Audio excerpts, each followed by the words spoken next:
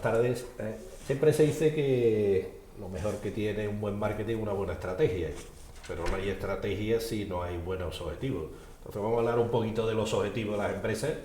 Realmente, ¿cómo establecen los objetivos las empresas? ¿Se basan realmente en los objetivos estratégicos y lo toman como punto de partida? ¿Qué podéis decirnos? En principio creo que no, en su mayoría. Está claro que no es lo mismo una pyme, que echa más hacia la parte pequeña empresa que hacia la media, pero digamos que una empresa pyme de cierto nivel, de 50 empleados por ejemplo, en general no. ¿Y de dónde sale el presupuesto? ¿Qué es lo que marca las ventas a realizar? De finanzas. Finanzas, arreglo los datos que vienen acumulando, ya una serie de conversaciones que sí que han podido tener con la propiedad, pues marca una serie de objetivos, pero esos objetivos no están ligados a ningún objetivo estratégico que pueda obedecer a una visión. Y ahí empieza un poco el tema. O sea, es decir, que muchas veces luego viene la segunda parte, que es una vez tú ya tienes unos objetivos de venta, ¿cómo se reparten? Esa es otra historia. Para mí también es muy importante saber en el mercado en el que uno está operando. No es lo mismo operar en un mercado en recesión que en un mercado en expansión. Entonces, los objetivos obligatoriamente tienen que estar vinculados a la situación del mercado y al ámbito competitivo. No es lo mismo una empresa que compite a nivel internacional que a nivel nacional o a nivel regional. Y por lo tanto tendremos que tener en cuenta cuál es el entorno también por facilidad, porque si uno se empeña en tener crecimientos importantes en mercados en recesión, pues realmente el nivel de satisfacción o el nivel de cumplimiento de objetivos será mucho más difícil. Entonces realmente pensáis que están bien definidos los objetivos, no están bien definidos, y en definitiva, ¿qué es lo que hacen las empresas para definir sus objetivos en la actualidad? Pues yo creo que lo que comentaba antes, mirar el presupuesto, el director financiero les da unos presupuestos, les dice, para cumplir con el resto, digamos, de planteamientos de las diferentes áreas, necesitamos unas ventas, según el margen medio que hemos conseguido en años anteriores, necesitamos unas ventas de tanto. Y eso luego se intenta distribuir en una especie de pseudo negociación, se intenta repartir, asignar a los diferentes profesionales. Pero con la asignación de objetivos incluso puede llegar a ser hasta cruel, si no se explica cómo, ¿no? Eso sería lanzar, decir a un soldado, coge la espada, la lanza que te guste más y el escudo y vete contra los contrarios, ¿no? Tienes que explicar cómo se vende en tu compañía. El otro es un profesional que evidentemente tiene una experiencia y sabe, pero tú tienes que explicarle cuál es el proceso de venta en tu compañía, porque después va a ser lo que vas a analizar. Decía Deming también, tú mejora el proceso, que los resultados ya se encargan por ellos mismos. Y eso es cada vez más importante. No tanto decir, no es tan importante el objetivo en sí, sino el proceso de conseguirlos. Porque con el proceso afinado es cuando ves que vas a poder conseguir. Yo veo en muchas ocasiones he visto objetivos que no eran conseguibles. Y eso, el efecto que produce en el profesional de ventas es que al tercer mes lo abandona. Cuando esa persona decide, consciente o inconscientemente, que no lo va a conseguir, rechaza el objetivo y no lo hace suyo. Si en lugar de ventas cogemos otros procesos de la compañía y le asignamos un objetivo que no ha sido negociado, lo primero que hacen es rechazarlo. Y ahí no se consigue ya, claro está. Luego tiene que haber un proceso de negociación real, un proceso en el que el profesional y tú, parte de la empresa, se negocie y se diga, porque claro, cuando tú le digas tú tienes que vender tanto, el otro te va a decir con qué medios, qué publicidad, qué no sé qué sistemas CRM voy a tener, etcétera, etcétera. Es una negociación también. A mí me parece que también es muy importante determinar de forma correcta el objetivo, porque muchas veces creemos que los deseos son objetivos y los deseos no son objetivos, y por lo tanto cualquier objetivo ha de ser específico, ha de ser medible, tenemos que ser capaces de medir y por lo tanto tendremos que tener un inicio, un punto cero sobre el cual crecer, ha de ser alcanzable, porque como bien decía Rafael, si no es alcanzable, lo único que generaremos es frustración y abandono, por lo tanto no tiene ningún sentido. Ha de ser evaluable, tenemos que tener un ámbito de evaluación que muchas veces va a estar vinculado al crecimiento o al valor objetivo, y ha de tener un ámbito temporal, ¿Por qué es importante que tenga un ámbito temporal? Porque para poder evaluar un objetivo tenemos que saber en qué plazo hay que evaluarle. ¿Para qué? Bueno, muchas veces se dice, ¿cuál es el plazo ideal para evaluar objetivos? Pues yo siempre digo que es el mínimo tiempo evaluable. ¿Por qué? Porque imaginémonos que yo puedo evaluar un objetivo diariamente, podré tomar medidas para corregir cualquier desfase diariamente. Imaginémonos, yo recuerdo en una época de crisis importante que una empresa que tenía 5 ópticas en una capital de provincia había perdido un 30% de ventas y estaban tremendamente preocupados por cómo alcanzar, o al menos cómo no seguir perdiendo ventas, y analizamos cuál era la situación. Hicimos cosas muy sencillas, como es dar el valor objetivo a aquel del que depende, en este caso a los vendedores. Les dábamos el valor de lo que se había vendido el año anterior y el día anterior, puesto que el mercado de las ópticas es cíclico y no es lineal, y les decíamos cuál era el objetivo para vender ese día. Sorprendentemente, en muy poquitos días conseguimos que se recuperasen todas las ventas, ese 25%, porque de una forma muy natural ellos cerraban caja antes de comer y por las tardes se repartían la venta entre los vendedores.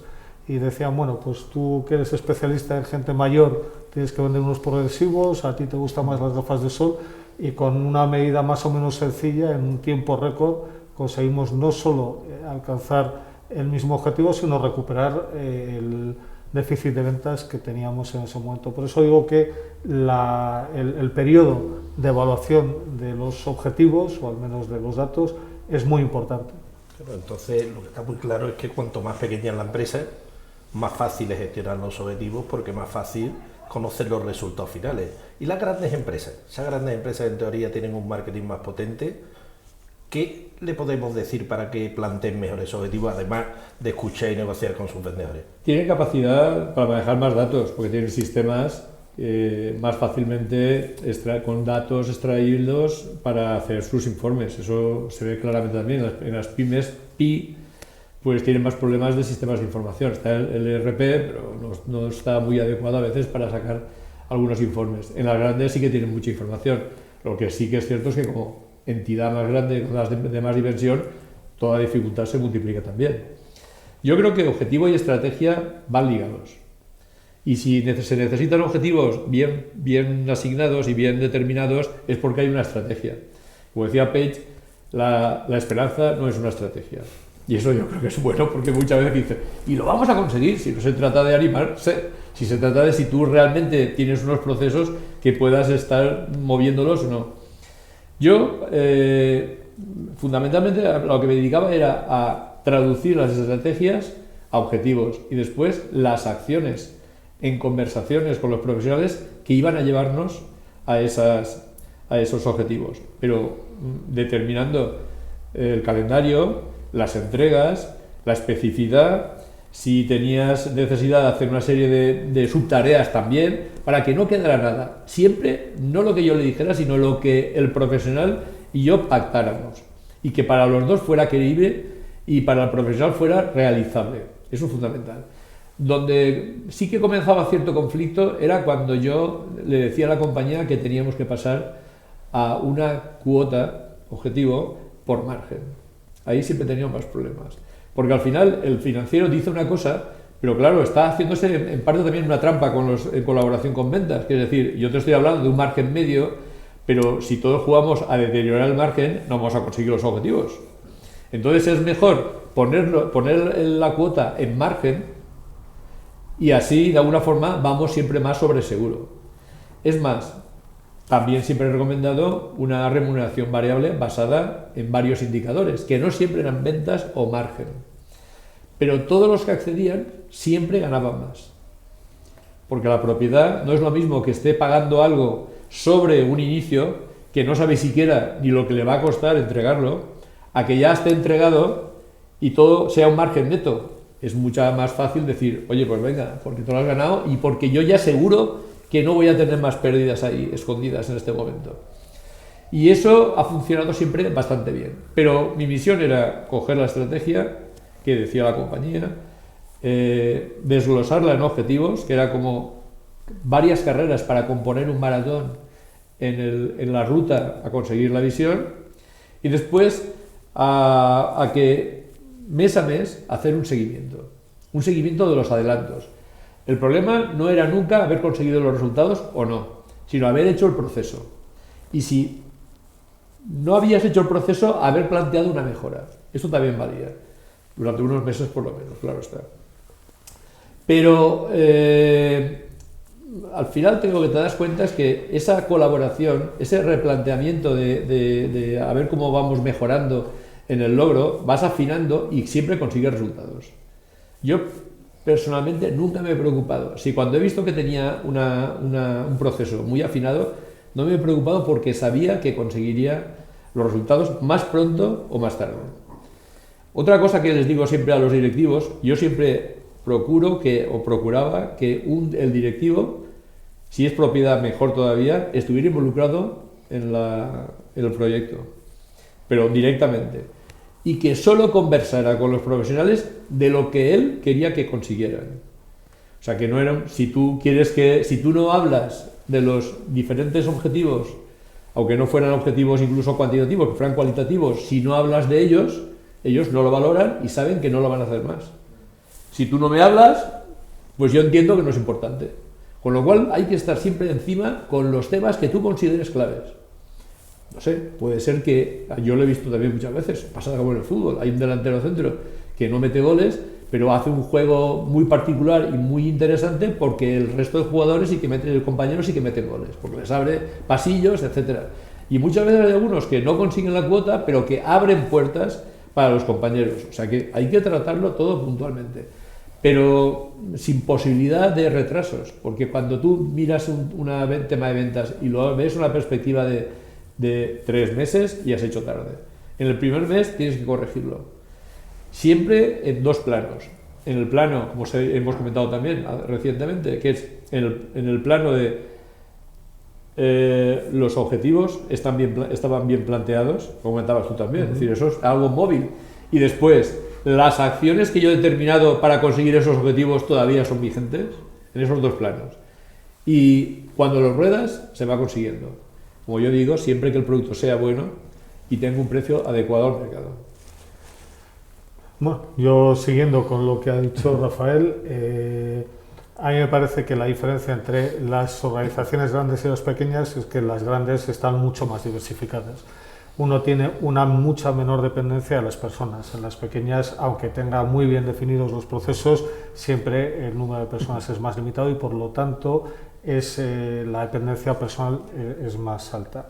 Y quería hacer referencia a algo para mí significativo, que es el tema de los márgenes. A lo largo de los años que llevo asesorando a empresas, en muchas ocasiones, bueno, pues el margen yo creo que tiene una traslación a la pirámide de Maslow.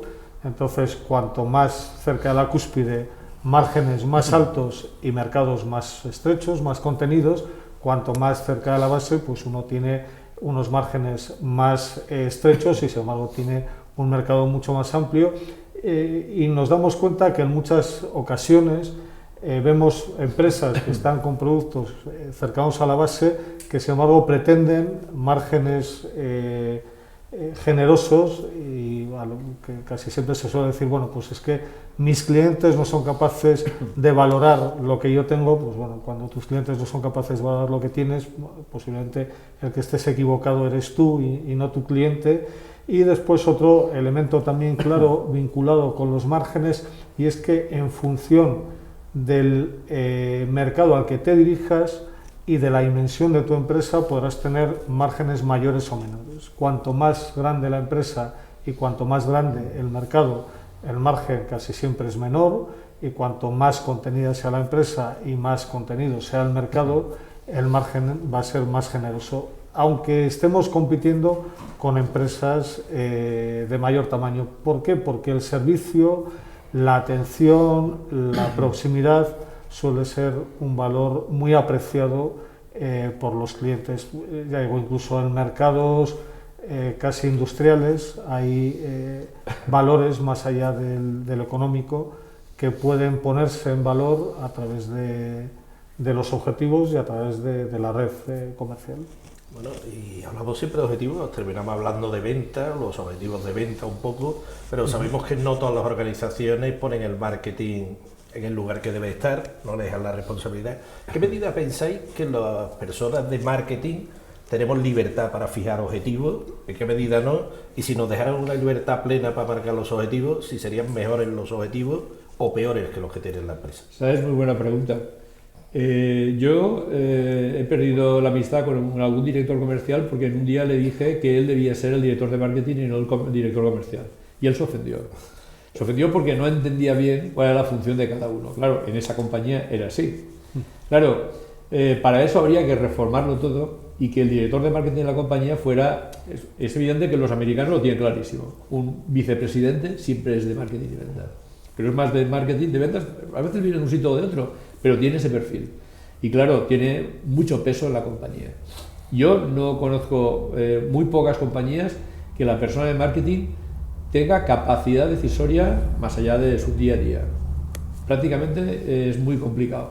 Y esto es un problema que tienen la mayoría de las compañías, que ven al director comercial, porque como decía Carlos, en las pequeñas empresas pues es lo que hay, no hay tampoco más. Y en las que sí que tienen estructura, pues el de marketing está de alguna forma sujeto a lo que diga comercial. Esto es así. Y además se echan las culpas, ¿no? Uno es echar la culpa de que no vende nada de lo que le pasa y el otro, y ventas, dice que lo que le pasa no es vendible porque está mal cualificado, etcétera, etcétera. Y es verdad a veces, ¿no? Y bueno, pues en ese tema están. Sin embargo, el de marketing es el que debería establecer las estrategias de la compañía, etcétera, etcétera, y como parte de ese nivel estaría ventas, pero no pasa así. Y entonces esto es muy, muy complicado desde mi punto de vista. Bueno, yo creo que las compañías a partir de una cierta dimensión tienen un comité de dirección y las decisiones no son únicas en ningún ámbito, pero lo que sí que es cierto es que España es una excepción en cuanto a los directivos de primer nivel que proceden del ámbito comercial. En España más o menos el 8% de los directores generales vienen del área de marketing, cuando en Europa es prácticamente el 48%. Casi la mitad.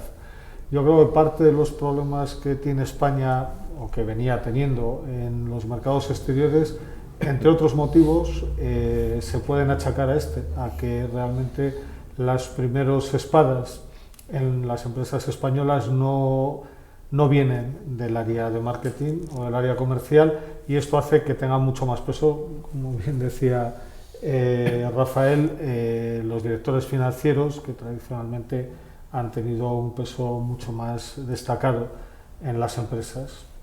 ¿Y qué podemos hacer para que cuando se le asigna un objetivo, entonces ya se le asigna una remuneración en función de esos objetivos? Parece muchas veces que cuando se plantean los objetivos y se le dice a los trabajadores, le estamos metiendo presión y va a ser un mecanismo de control. Muchas veces ellos tienen claro que si alcanzan mejor los objetivos es cosa de toda la organización o simplemente de ellos. Esa es la diferencia entre una grande y buena compañía y las pequeñas. En definitiva, yo creo que no he trabajado con más libertad como cuando he trabajado con una compañía muy grande. Porque en realidad lo que intentan es decirte, no, yo te doy las herramientas, yo te doy los métodos, yo te doy los recursos y tú eres tu gestor. Pero claro, luego también voy a pedir. Y fíjate que incluso también cuando llega a esa fase que podríamos llamar de control, más que de control, es de, como yo decía antes, de mejora. No intentan decir, oye, pues muy mal, no sé qué, sino vamos a ir hacia adelante, vamos a ver cómo se puede hacer. Y lo que no se consiente es no hacer nada. No hacer nada en el sentido de decir, lo he hecho, no da resultados, pero no hago nada. No, plantea mejoras. Esto es algo que también es importante. Y algún de esto, tengo que decir que también un poco, cuando hablamos de pequeñas y grandes compañías, un error que yo cometí, y tengo que confesar aquí ahora en público y grabándose, que cometí con mis clientes, primeros años con la consultoría comercial, era que yo llegaba, analizaba la problemática de la compañía y planteaba una estrategia y luego la desglosaba. Pero era una genérica, como si independientemente de los mimbres con los que se contaba. Y luego vi, por los conflictos que se podrían crear, me di cuenta que debía de hacerlo de otra forma. Lo que debía hacer es, con las fuerzas, con las fortalezas de la gente que tenía, plantear una estrategia. Arreglo también los objetivos, visión, etcétera, que tuviera. Y basándome en esas fortalezas se conseguía. Es como un equipo de fútbol. Es decir, el Valencia no puede jugar como el Real Madrid. Tiene que jugar de otra forma. Tiene que jugar bloqueando áreas, bloqueando pasillos de grandes jugadores, saliendo al contraataque, porque las fortalezas que tiene en este momento son esas, no tiene otras, con lo cual intentar jugar con 3 o 4 delanteros es un suicidio. Y esto lo que me llevó es a poder motivar mucho mejor a toda la gente, porque me basaba en sus fortalezas. Para eso se requiere muchas conversaciones y una indagación verdadera en qué posibilidades tiene cada persona. Y he estado con comerciales que eran muy profesionales y muy buenos en el desarrollo de la entrevista y por eso querían hacer menos entrevistas, y otros que se sabían malos y lo que hacían era más visitas. Bueno, y a veces se conseguían los resultados con un perfil y otro, pero no todo café para todos, porque el café para todos no funcionaba. Igual que había una serie de productos que unos no los hubieran vendido en la vida y otros se sentían muy cómodos y además eran proclives a ellos. Bueno, pues al final hay que hacer una estrategia muy enfocada al perfil de cada uno y eso da muy buenos resultados también. Bueno, Carlos, ¿y en qué medida tú crees que tener una estrategia, un objetivo claro te ayuda al éxito? ¿Crees que es importante? Para mí es fundamental. O sea, nadie puede alcanzar un objetivo que no tiene. Entonces es fundamental definir perfectamente el objetivo, definir los medios que hacen falta para alcanzar el objetivo y medir, porque si uno no mide y corrige, pues acabará teniendo un resultado, posiblemente no el deseado con el tiempo, pero acabará teniendo un resultado aleatorio, bastante ajeno a lo que él haya hecho. De todos modos, hay en muchas ocasiones que no está tan estandarizado el procedimiento, hay muchos medios que se ponen de forma inconsciente y yo creo que el tener un objetivo muy bien definido hace que se consiga de forma más natural. A lo que decía antes Rafael, que me ha parecido una reflexión brillante, las empresas de gran tamaño lo que tienen es que están profesionalizadas y por lo tanto tienen muchos jugadores especializados cada uno en un puesto y esto hace que primero que tengas más mimbres, que tengas más flexibilidad y después que tengan más capacidad de cambio que una empresa familiar o pequeña, que evidentemente al dueño no le puedes cambiar, mientras que una empresa de cierta dimensión, si el entrenador no funciona, pues se cambia el entrenador y tiene muchas más posibilidades de éxito. Muchas gracias. Yo creo que todos tenemos muy claro que los objetivos son prioritarios en cualquier empresa y todo lo que sea desarrollar y ayudarle a las empresas que tengan mejores objetivos es más valioso. Muchas gracias. Muchas gracias.